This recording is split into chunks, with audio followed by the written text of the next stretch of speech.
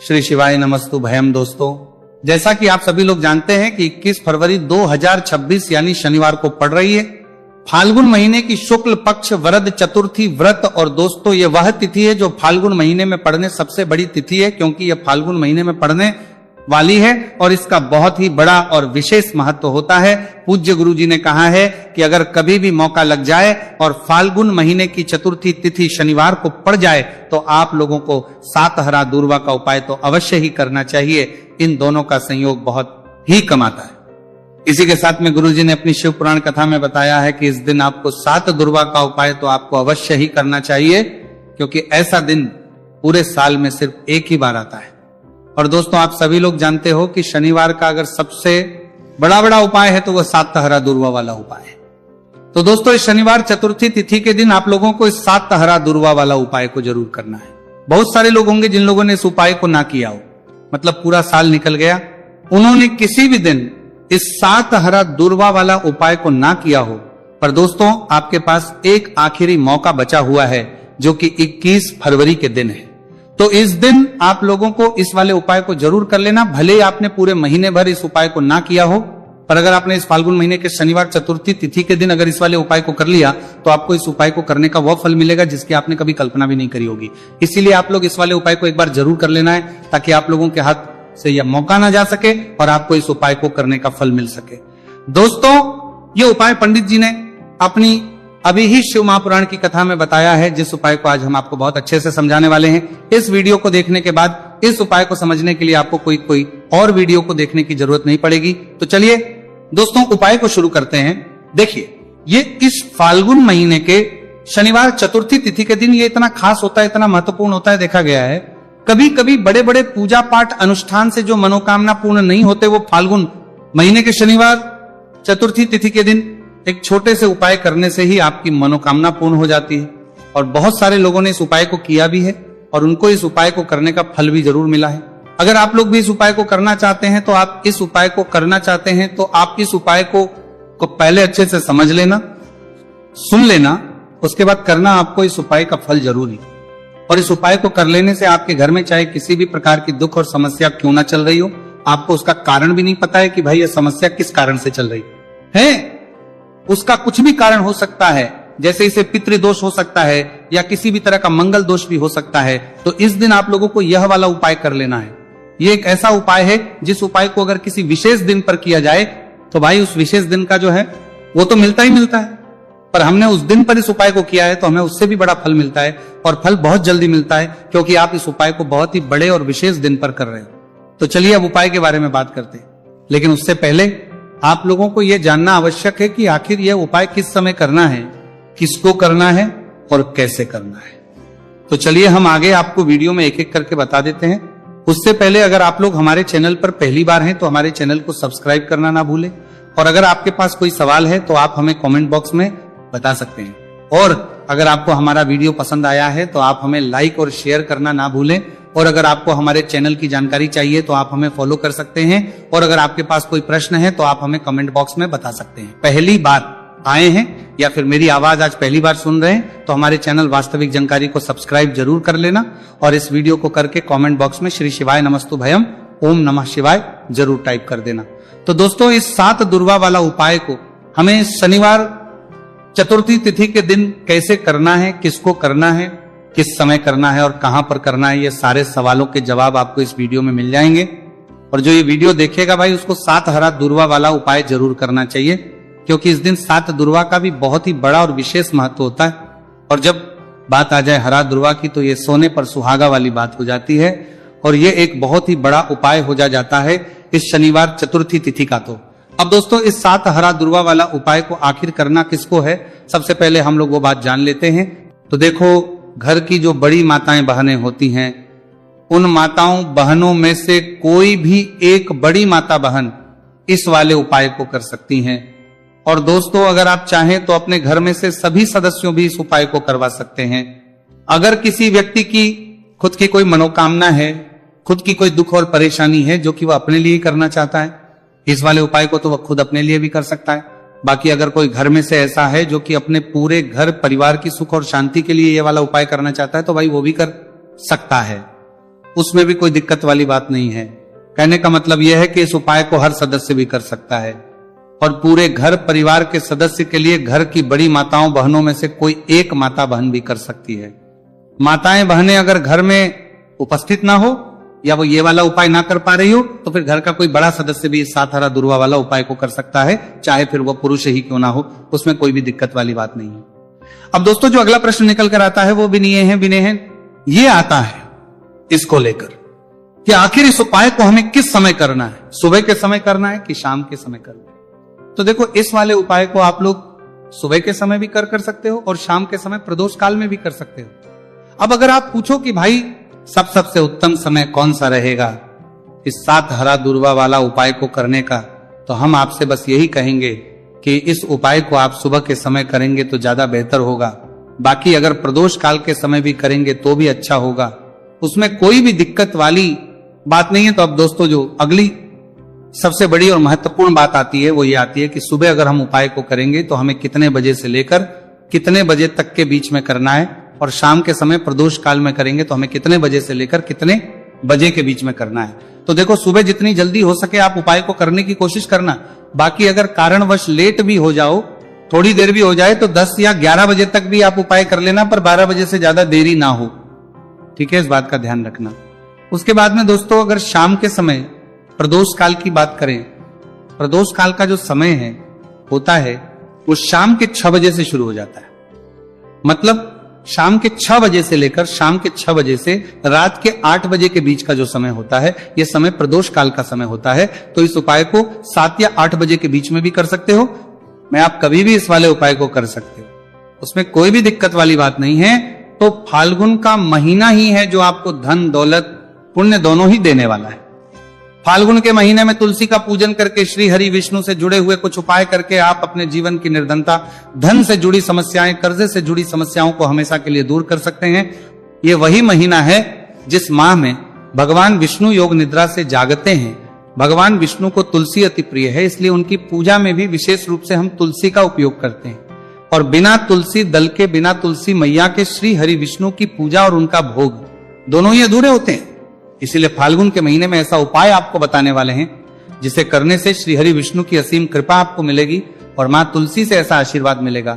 जीवन का हर दुख, हर कष्ट, गरीबी, निर्धनता, कर्जे से जुड़ी समस्याएं, सब कुछ ही आपके जीवन से दूर हो जाएगा और सुख, समृद्धि, धन, वैभव, ऐश्वर्य सब कुछ आपको अपने जीवन में आसानी से मिलने लगेगा। तो चलिए बात कर लेते हैं कि कौन सा उपाय है, तुलसी के पौधे में कौन सी चीज आपको रखनी है और इस उपाय को किस समय करना है।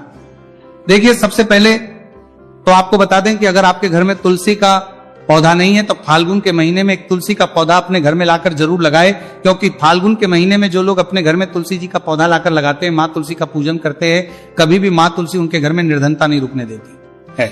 हमेशा उनके घर में धन की वृद्धि होती है, धन की वर्षा होती है। तो जरूर से तुलसी का पौधा फाल्गुन के महीने में अपने घर जरूर लेकर आए और अच्छे से आपको मां तुलसी का पूजन करना है, मां तुलसी के पौधे की देखभाल करनी है। और वो कौन चीज है जो आपको तुलसी के पौधे में फाल्गुन के महीने 21 फरवरी शनिवार चतुर्थी तिथि में रखना है, और कैसे ये चीज रखते ही रातों रात आपके जीवन में चमत्कार होगा और आपके भाग्य का भी आपको साथ मिलेगा। तो देखिए इस वीडियो में जितने भी उपाय हम आपको बताएंगे सभी उपाय सरल है। देखो गुरुजी ने कहा है कि शनिवार के दिन आपको 7 हरा दुर्वा वाला उपाय तो अवश्य ही करना चाहिए। वीडियो के अंतिम में आपको उपाय बताया है, आपको करना है। देखो आगे बढ़ने से पहले वीडियो को एक लाइक जरूर करें। देखो सबसे पहला उपाय, यदि आपके जीवन में कर्जा बहुत अधिक है, आपके जीवन में संकट बहुत अधिक रहते हैं, आपके ऊपर बहुत अधिक विपदा आ रही है, बार बार आपको अपने व्यापार में और अपने धन में हानि देखने को मिल रही है, यानी कि आपको प्रत्येक कार्य में हानि हो रही है, तो आपको ये उपाय करना चाहिए। इस उपाय को करने के लिए आपको 2 चीजों की आवश्यकता होगी। सबसे पहले है, आप जानते हो, जो कि भगवान गणेश जी को समर्पित होती है, तो आपको वह हरा दुर्वा की आवश्यकता होगी, साथ ही में एक लोटा जल की आवश्यकता होगी। और आप जब भी उपाय को करें, जिस दिन भी आपको करें, तो आपको प्रातः कल सुबह ही सुबह वह करना है। इस बात का विशेष रूप से आपको ध्यान रखना है, ठीक है। तो आपको एक हरा दुर्वा लेनी है, अगर आधा हरा दुर्वा भी मिल जाती है तो भी कोई दिक्कत नहीं है, बस आपको हरा दुर्वा है। अगर ज्यादा ना मिले तो उस स्थान पर एक हरा दुर्वा भी ले सकते हैं। हरा दुर्वा आपको आसानी से कहानी पर भी मिल जाएगी। बस याद रखिएगा, शुद्ध दुर्वा और मतलब उसे शुद्ध करके ही उपयोग में लीजिएगा, है ना। तो आपको करना क्या है, एक हरा दुर्वा या एक से ज्यादा भी हरा दुर्वा आप लोग ले सकते हैं, तो एक हरा दुर्वा अपनी ले लीजिए। एक हरा दुर्वा के साथ में आप एक लोटा जल ले लीजिए और इन दोनों ही चीजों को लेकर शिवाजी के मंदिर पहुंच जाइए। जी के मंदिर पहुंचकर सबसे पहले आप शिवाजी के पास में बैठ जाइए। शिवाजी के पास में बैठने के बाद जो शिवाजी की शिवलिंग होगी, शिवलिंग के ऊपर सबसे पहले आपको यह दुर्भाग्य को समर्पित करना है। दुर्भाग्य को कुछ इस प्रकार से समर्पित करना है कि जो दुर्भाग्य की दांडी का मुख होगा वो जलधारी की तरफ हो, जहां से जल नीचे करता है ना। और जो हरा दुर्वा का मिला हुआ भाग होगा वो अपने आप शिवाजी के पीछे की तरफ हो जाएगा। ठीक है, तो इस प्रकार से ये हरा दुर्वा का ये दुर्वा आपको भगवान शिवाजी का शिवलिंग के ऊपर समर्पित करनी है। और जो एक लोटा जल आप अपने साथ लेकर आए हैं, इसी दूर के ऊपर भगवान शिव जी के शिवलिंग के ऊपर एक धारा से आपको समर्पित कर देना है। ठीक है, अब यहां पर देखने बात यह है कि यह उपाय इस व्यक्ति को करना है। जिस व्यक्ति की नौकरी नहीं लग रही हो, जो व्यक्ति परीक्षा में पास होना चाहता हो, तो इस व्यक्ति को अपने हाथों से इस उपाय करना है, तभी उपाय कम करेगा। ठीक है, उपाय को करने के बाद आपको 3 महीने उपाय आपको कब तक करना है, जब तक कि आपकी नौकरी ना जाए। जब तक आप इस उपाय को नियम के साथ करो, आपकी नौकरी जरूर लगेगी। अब बात करते हैं दूसरे उपाय के बारे में। तो देखिए दूसरे उपाय जो है, देखिए इस उपाय के लिए आपको मात्र 1 लौंग का जोड़ा लेना है, यानी कि 2 फूल वाली लौंग लेनी है। साथ में आपको मात्र थोड़ा सा शहद लेना होगा और इसी के साथ में आपको तांबे के पात्र अंदर शुद्ध जल लेना होगा। अब देखिए इन सभी सामग्रियों को लेकर के आपको भगवान शिव के मंदिर में पहुंच जाना है। देखिए ये उपाय आप सुबह से लेकर शाम तक कर सकते हैं। तो वो सबसे पहले तो आपके पास जो 2 फूल वाली लौंग है, उन्हें आपको शहद के अंदर अच्छे से डुबो है, यानी कि दोनों लौंग पर आपको अच्छे से शहद का लेपन कर देना है। अब आपको जो आपके पास एक लौटा जल है, सबसे पहले तो उसे शिवलिंग पर धीरे धीरे समर्पित करना है और श्री शिवाय नमस्तुभयम इसका जाप करते हुए समर्पित कर देना है। अब आपके पास जो 2 फूल वाली लौंग है शहद से, उसे आपको शिवलिंग पर अर्पित करना है और आपको प्रार्थना करनी है कि जीवन में जो रोग की स्थिति है वह समाप्त हो, जीवन के जो संकट और समस्याएं हैं वह सभी समाप्त हो, जीवन से जो कर्ज की समस्या है वह समाप्त हो। इस प्रकार से प्रार्थना करते हुए ये जो 2 फूल वाली लौंग ही शहद संयुक्त इस आपको शिवलिंग पर अर्पित कर देनी है। आपकी जो भी समस्या होगी इस शनिवार के दिन अवश्य ही समाप्त हो जाएगी। तो इस प्रकार से आपको पहला उपाय करना है। अब हम बात कर लेते हैं दूसरे उपाय के बारे में। देखिए यह उपाय आपके लिए सर्वश्रेष्ठ होने वाला है।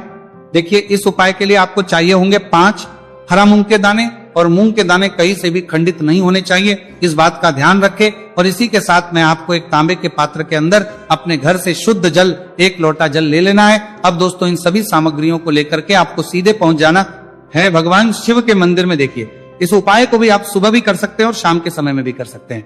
देखिए भगवान शिव के मंदिर में पहुंचने के बाद आपके पास जो 5 हरे मूंग हैं, उनमें से पहला जो हरा मूंग है, आपको शिवलिंग के सामने जो नंदी महाराज होते हैं और उनका जो पैर उठा हुआ होता है, वहां पर आपको पहला हरा मूंग समर्पित करते हैं और आपको श्री शिवाय नमस्तुभयम इसका जाप कर लेना है। फिर आपको दूसरा हरा मूंग लेना है और शिवलिंग पर जो श्री गणेश जी वाला स्थान होता है, वहां पर आपको यह दूसरा हरा मूंग समर्पित कर देना है, यानी कि शिवलिंग के सीधे तरफ आपको यह दूसरा हरा मूंग समर्पित करना है। और फिर आपको ओम गण गणपते नमः या फिर ओम श्री गणेशाय नमः इसका जाप कर लेना है। तीसरा हरा मूंग का दाना आपको भगवान शिव की सबसे प्रिय पुत्री माता अशोक सुंदरी वाले स्थान पर समर्पित करना। शिवलिंग की जो जलाधारी होती है, जहां से जल बह करके आता है, उसी जलाधारी के बीच में जो कहीं कहीं उठी हुई लाइन होती है सांप की आकृति के रूप में, वहीं पर आपको तीसरा हरा मूंग समर्पित करना है और फिर आपको ओम नमः शिवाय इसका जाप कर लेना है। अब दोस्तों चौथा जो हरा मूंग है, उसे आपको भगवान कार्तिकेय जी का जो स्थान होता है शिवलिंग पर, वहां पर आपको ये चौथा हरा मूंग का दाना समर्पित कर देना है और आप ओम नमः शिवाय इसका जाप कर लेना है। अब दोस्तों आपके पास जो 5वां और अंतिम हरा मूंग बचा हुआ है, उससे जल के पात्र के अंदर डाल देना है और इस हरे मूंग से युक्त जल से आपको भगवान शिव के शिवलिंग का अभिषेक कर देना है। जल आपको बिल्कुल धीरे धीरे समर्पित करते जाना है और लगातार आपको शिव महापुराण के मूल श्री शिवाय नमस्तुभयम इसका जाप करते रहना है।